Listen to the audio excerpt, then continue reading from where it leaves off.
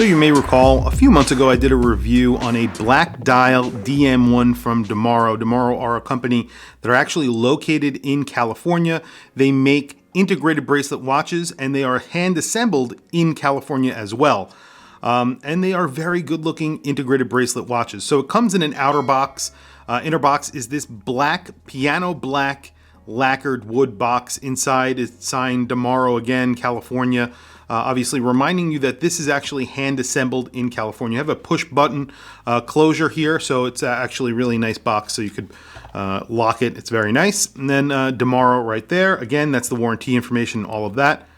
And here it is. This is the blue dial version. It is limited to 140 pieces. They also make a copper dial version.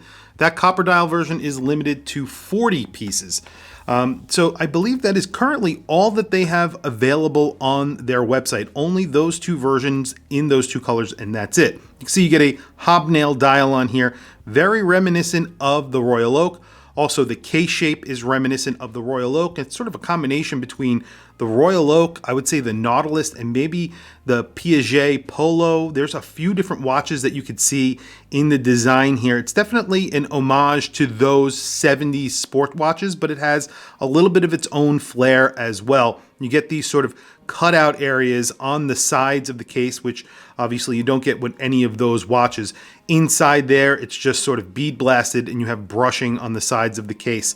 Very, very interesting little setup on this watch. And the hobnail pattern on the dial is sort of radiating from the center of the dial. Again, kind of reminiscent of the Royal Oak, but at the same time, kind of reminiscent of the Nautilus. So they did something there which I really like. You have applied indices and you get lume on the hands and indices. So we will do a lume shot at the end. I believe you get 100 meters of water resistance on this watch because you do get a screwed in crown, and the crown actually echoes the bezel, which I think is really cool. It is signed and it actually lines up really nicely. So when I turn it all the way closed, it actually lines up with the case very nicely. I don't know if that was intentional, but this one lines up very nice. One of the things that I really loved about this watch when I first had it on the channel was the bracelet. Now the bracelet tapers a lot, and when I mean a lot, it is a very nice, I think it tapers from like 22 millimeters all the way down to 16 millimeters.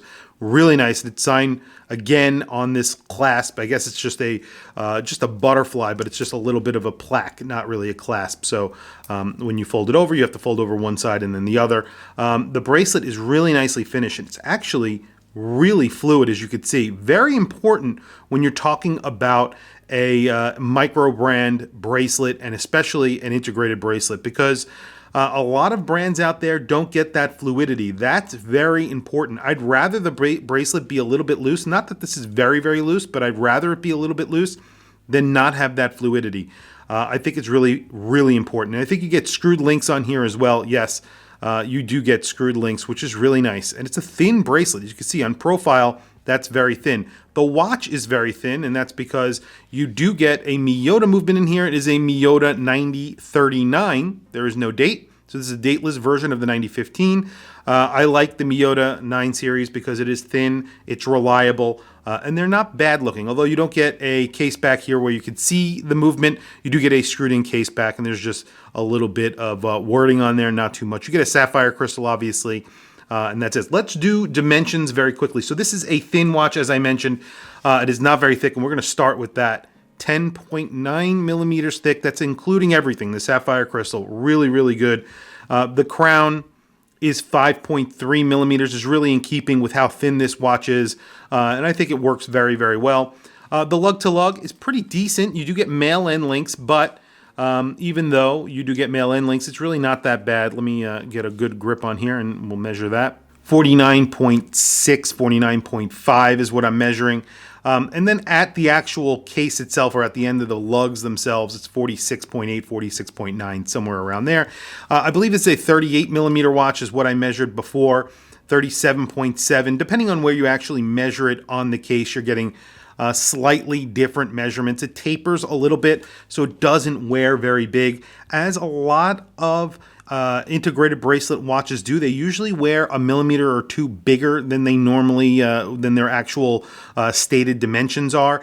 This does not. This actually wears exactly like a 38 millimeter. I'll throw it on my wrist so you guys can see in just a second.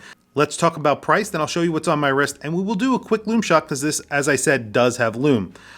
Price on this is $395, which I think is really good considering the amount of quality and overall fit, finish, and look of this watch. I think it looks really good. You get a little bit of, character, something a little bit different that's done with the case. The case finishing is very nice.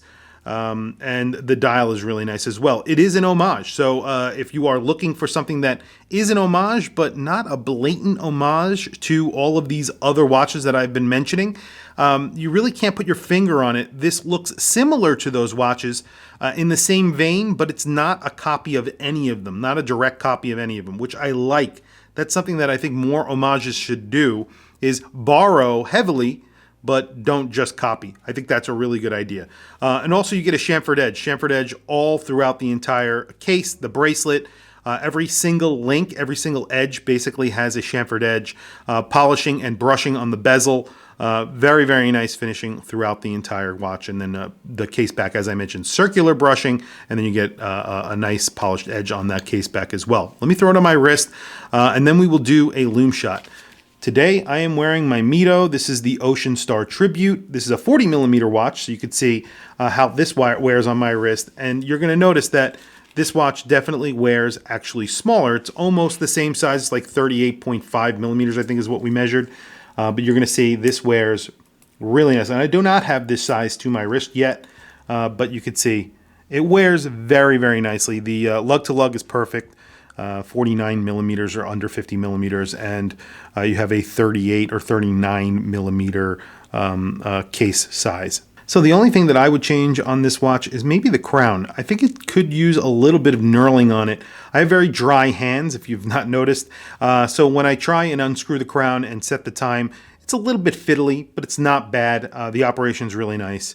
Everything is smooth, but like I said, it is a square crown, or almost like squared, and it is a little bit harder for my dry hands, and I have very big hands to operate. It is under 6 millimeters. I usually like a crown that's at least 6 millimeters and larger. But again, if they put knurling on here, I think it would be really good. Maybe for a future model, for people with smaller hands than I have, this should be no problem whatsoever. So very quickly, a lume shot, and then we'll wrap up the video. So decent lume on here. Nothing too crazy, but it's nicely applied. I would say it's pretty liberally applied. It's not going to blow your socks off, as I always say, but it's there and it's applied well, and it will probably last a good amount of time, but it's not going to last the duration. It's nice that it has it because it is a dress watch. It's under 11 millimeters thick.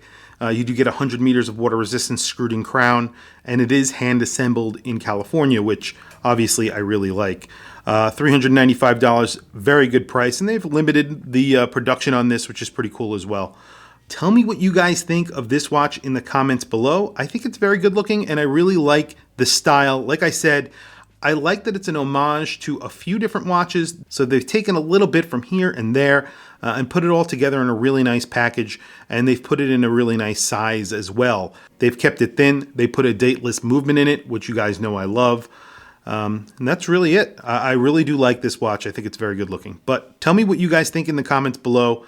I really want to hear from you guys. Please also don't forget to like and subscribe. Hit that bell icon. It is super helpful for the channel. I very much appreciate it. Please follow me on Instagram. My Instagram is WatchChrisBlog. I have some links in the description. Those links are to Amazon. If you click those links and buy anything, it helps support the channel. It doesn't cost you anything extra. However, I very much appreciate it. Anyway, thank you for logging on. I'll catch you guys in the next video.